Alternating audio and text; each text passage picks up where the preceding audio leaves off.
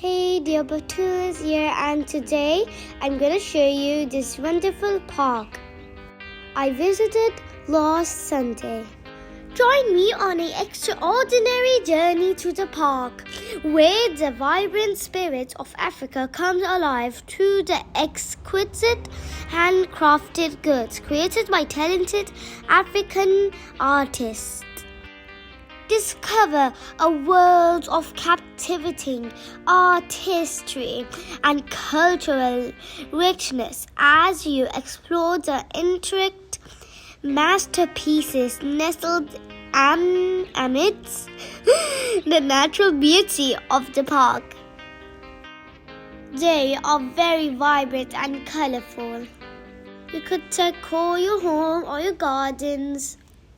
I love them. Look at this lizard, and I'm so scared of lizards. Lions and zebras and flamingos and rhinoceroses and elephants. These all explain the African cultures. I always adore these kind of exhibitions. The handcrafted bags, sofas. Now these are recycled handcrafted crafts. I hope you enjoyed. Like and subscribe. Bye-bye.